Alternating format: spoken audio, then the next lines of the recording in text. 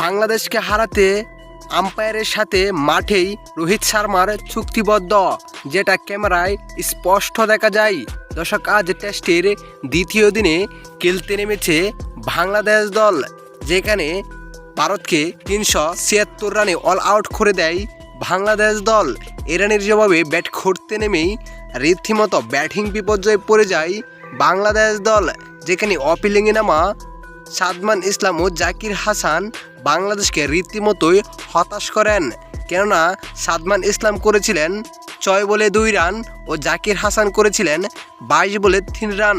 তবে নাজমুল হোসেন শান্ত দেখে শুনে খেললেও দলকে তিনিও বিপদে ফেলে আউট হয়ে যান, যেখানে তিনি 30 বলে 20 রান করেন।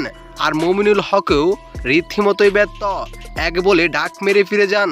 তারপর মুশফিকুর রহিমও দলকে একই বিপদে ফেলে তিনি আউট হয়ে যান, যেখানে তিনি 14 বলে 8 রান করেন।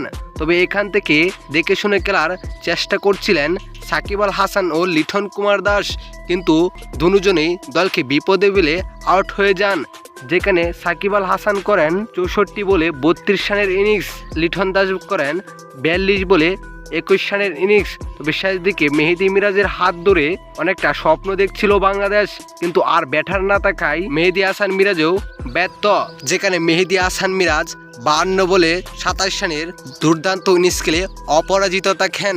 এদিকে দর্শক, বাংলাদেশকে হারাতে মাঠে আম্পায়ারের সাথে চুক্তিবদ্ধ করেন রোহিত শর্মা, যেখানে রোহিত শর্মাকে ডাক দিয়ে আম্পায়ার 3 আঙ্গুল দেখিয়ে কিছু একটা বোঝানোর চেষ্টা করছিলেন, কিন্তু রোহিত শর্মা সেটাকে না করে দেন।